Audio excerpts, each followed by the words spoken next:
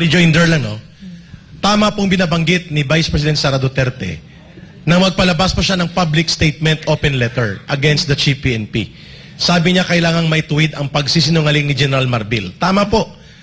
Hindi nagsalita si Marbil pero sa kanyang instruction sa spokesperson ng PNP, si Colonel Jean Fajardo, sinabi nila na ang 75 na na-recall nila na mga pulis mula sa protective security detail sa Vice President ay hindi naman pala dineploy for police visibility, kundi nakatraining ngayon sa NCR. 2,000 na nakatraining, kasama daw doon ang 75 na mga pulis. Di sinungaling talaga. Pangalawa, gusto kong kuhanan ng reaksyon sila Atty. Torion at sila Atty. Dina. Dito sa pinapakalat ni General Torre, dito sa atin sa Davao region at sa paligid nito, bago po mamaya ang mga reaksyon ng mga iba't ibang sektor at mga officials, pati na po ang mga tribal leaders ng Davao, na tumindig na at nagsalita laban sa pangbabastos at walang paggalang at lapastangan na order ni General Marbil na hindi man lang kumonsulta at nagrespeto sa Vice President. Si General Torre po ay nagpapakalat ng parang shoot to kill order laban kay Pastor without, sabi niya, order from the higher headquarters or senior officials na mas mataas sa kanya at sa sariling kumpas niya.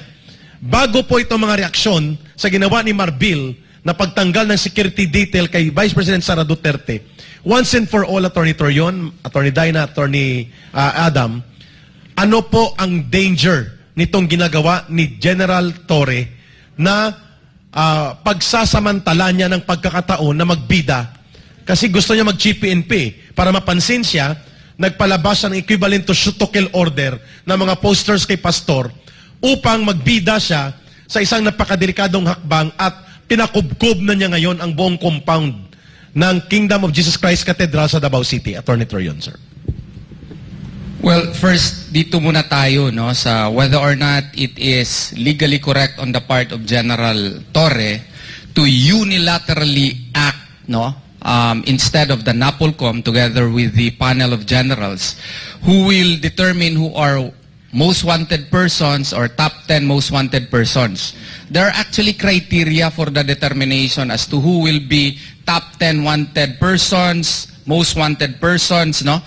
And they are governed by NAPOLCOM Memorandum Circular. There is this NAPOLCOM Memorandum Circular number 2019 as amended by NAPOLCOM Circular number 2022. And there are clear steps, parameters by which you can say that a person is indeed most wanted or he belongs to the top 10 most wanted persons. No? May mga ano yun. Ang third requirement is he must be a leader of a crime syndicate, mga ganon-ganon. Yun pa lang sa third requirement, hindi na naman miyembro ng crime syndicate po si Pastor Apollo Sikibuloy. So I really doubt as to the legality of the actions of General Torre. So, and besides, ang pagdetermine po nito hindi lang isang tao. Panel po ito. Kasi may mga tao naman na mga terorista talaga na marami nang pinatay. Dapat sila yung mga top 10. Bakit bigla na lang nabilong si Pastor na hindi lang top 10? Siya na atang superstar. Kasi yung pinaka-wanted noon na terorista, 7.5 million lang. Panel of generals yung nag-decide niyan kung sino yan silang pinaka-top 10. Hindi yan determined by only one person. It is determined on the gravity of the crime, its effect upon society, whether or not they are governed by a syndicate, whether or not their effect upon society is so grave. All of these have clear parameters under NAPOLCOM Memorandum Circular. No? And the unilateral action, therefore, on the part of General Torre is questionable. Yun po ang masabi ko po niyan. So, ito namang ginagawa naman ni General Marbil na tinanggalan ng security detail si Vice President Sara Duterte. I hope we will remind him also of his role under Republic Act 6975. The PNP law, it states Section 24, he is mandated to enforce all laws and ordinances relative to the protection of lives and properties, and it is likewise mandated that he should provide the direction of the PNP.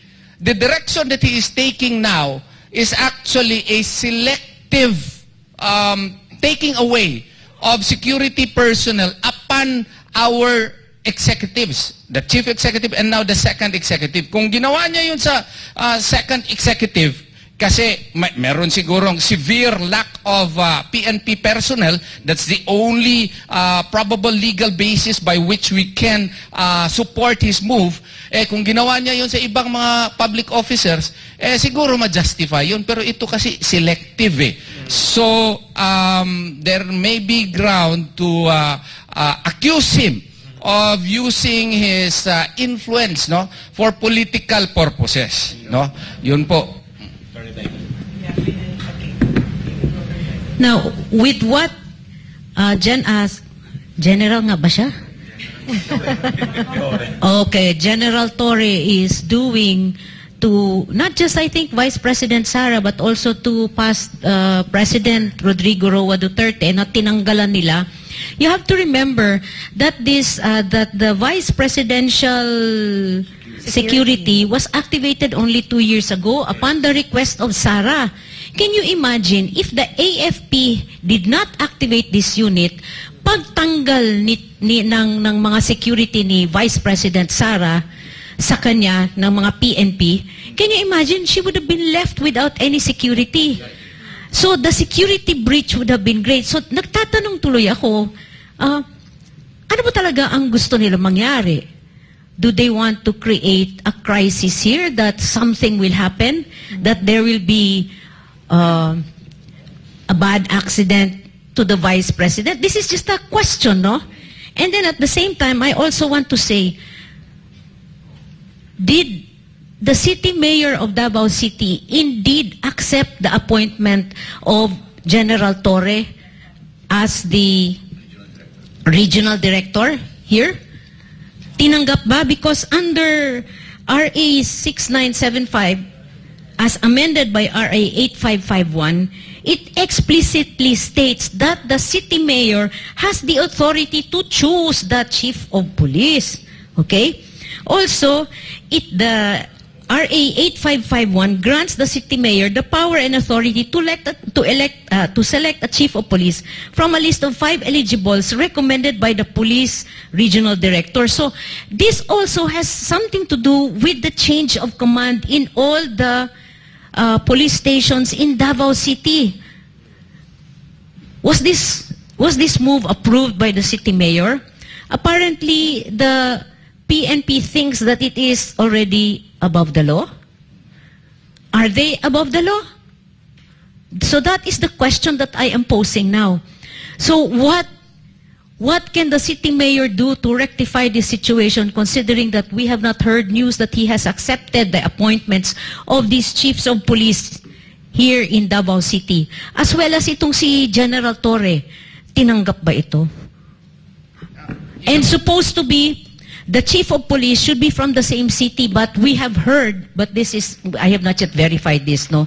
We have heard that all these chief of police na sa mga police stations are outside Davao City, and I wonder why. I-emphasize ko lang yung yung move ni General Torre, no, bakit medyo mali talaga. Kasi under 2019 NAPOLCOM Memorandum Circular 2019-063 na nasabi ko na may parameters, clarify ito under Memorandum Circular 22-028. Ano yung mga parameters? Number 1, bago ka makadetermine kung ang tao most wanted person or top 10 most wanted person, gravity of the crimes committed. The crime is heinous, the crime is sensational, there are at least 2 victims. Dito sa kaso na ito, isa lang po ang nag-file. Si Blenda Portugal lang po. Number 2, notoriety of the accused, degree of his or her involvement. Accused is a habitual delinquent or recidivist.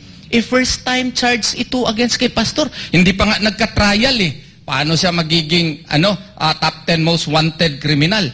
Third, position of the accused in the crime organization or syndicate. Hindi naman miyembro o wala namang sindikato si pastor. Ang kanyang grupo ay Kingdom of Jesus Christ, mga religious persons po. Number 4, no, individual or crime or group scope of operation and its impact to security, peace, and order in the area. Ano bang impact ni pastor sa ating community? No? Iba Children of the Joy Foundation, yung mga humanitarian efforts niya, no? Lahat po sukwahi, no?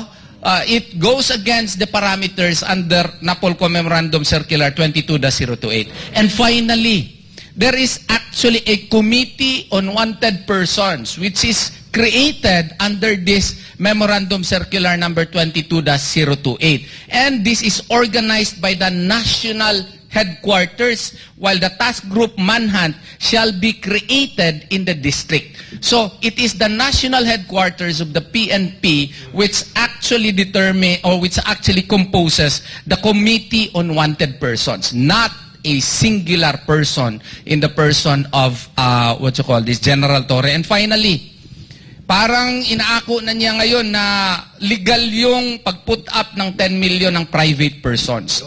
I have already reminded him that, no, via Presscon, that under Republic Act 6713, Section 7D, it is actually illegal for public officers to accept donations or anything of monetary value in the performance of their official duties. Swak na swak po sa lahat ng elemento.